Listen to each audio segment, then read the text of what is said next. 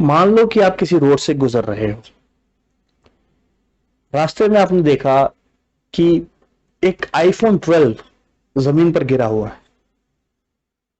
आपने आसपास देखा, आसपास कोई भी नहीं है, बिल्कुल सुनसान रास्ता है। आपने आईफोन उठाकर चेक किया तो देखा कि आईफोन में पासवर्ड भी नहीं लगा हुआ। बहुत बढ़िया बात। अब आपने क्या किया, उस आईफोन का सिम निकाल कर फेंक दिया और अपना सिम उसमें डाल दिया और फिर उस आईफोन को अपने फोन की तरह यूज करने लगे। क्या आप जानते हैं ऐसा करके आपने एक अपराध किया है जिसके लिए आपको 2 साल तक की सजा भी हो सकती है? जी हां, इस ऑफेंस का नाम है dishonest miss appropriation of property. हम लोग आमतौर पर इसे क्रिमिनल मिस एप्रोप्रिएशन के नाम से भी जानते हैं। आईपीसी के सेक्शन 403 में क्रिमिनल मिस एप्रोप्रिएशन की बात कही गई है। एज पर सेक्शन 403, जो कोई भी किसी दूसरे व्यक्ति की मूवेबल प्रॉपर्टी को डिसऑनेस्टली मिस अप्रोप्रिएट करता है या फिर उसे अपने इस्तेमाल के लिए कन्वर्ट करता है तो ऐसे व्यक्ति को 2 साल तक की जेल या फाइन या दोनों हो सकते हैं। अब सेक्शन में दो चीजें हैं, पहला मिस अप्रोप्रिएशन और दूसरा कन्वर्जन। मिस अप्रोप्रिएशन का मतलब है कि दूसरे की चीज को बिना उसकी इजाजत के इस्तेमाल करना, और कन्वर्जन का मीनिंग है कि किसी दूसरे की चीज का रंग रूप बदल देना अपने इस्तेमाल के लिए। जैसे कि आपने किसी की बुक को बेच दिया और उससे मिले पैसों को अपने पास रख लिया, तो ये हुआ बुक का कन्वर्जन। तो मिस एप्रोप्रिएशन एंड कन्वर्जन दोनों ही चीजों को अपराध माना गया है सेक्शन 403 में। किसी भी इंसान को सेक्शन 403 में कन्विक्ट करने के लिए दो चीजें प्रूव करनी होंगी। पहला, there should be a movable property belonging to complainant, यानी कंप्लेनेंट उस प्रॉपर्टी का ओनर होना चाहिए। Second, the accused should misappropriate such property or convert the same to his own use. अगर ये दोनों कंडीशंस फुलफिल हो जाती हैं, then a person can be convicted under section 403. Now this section has two explanations.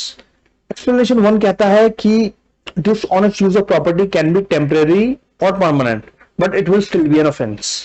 अगर हम अपना iPhone वाला एग्जांपल देखें तो अगर आप 2-3 दिन आईफोन यूज करके उस आईफोन को उसके ट्रू ओनर को लौटा भी देते हैं, तब भी आप सेक्शन 403 में बुक किए जा सकते हो, क्योंकि ऑफेंस तो तभी बन जाता है जैसे ही आप डिसऑनेस्टली मूवेबल प्रॉपर्टी को मिस अप्रोप्रिएट करते हो या कन्वर्ट करते हो अपने यूज के लिए। क्लियर है? अब एक्सप्लेनेशन 2 क्या कहता है? एक्सप्लेनेशन 2 डील करता है फाइंडर ऑफ गुड्स के केसेस से।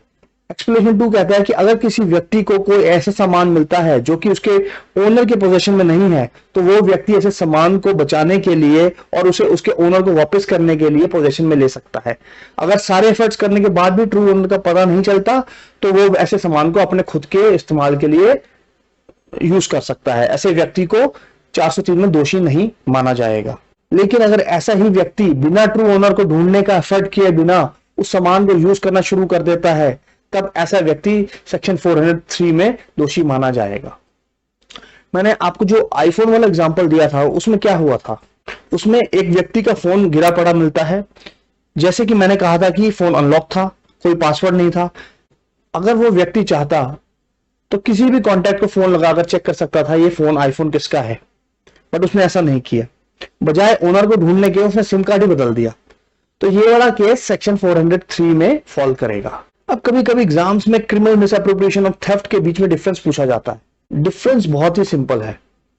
थेफ्ट में प्रॉपर्टी को डिसऑनेस्टली ओनर के कंसेंट के बिना उसके पोजीशन से ले लिया जाता है, बट क्रिमिनल मिसअप्रोप्रिएशन में मूवेबल प्रॉपर्टी का पोजीशन लीगल तरीके से ही लिया जाता है, बट पोजीशन लेने के बाद डिसऑनेस्ट इंटेंशन आ जाती है। एक एग्जांपल लेते हैं।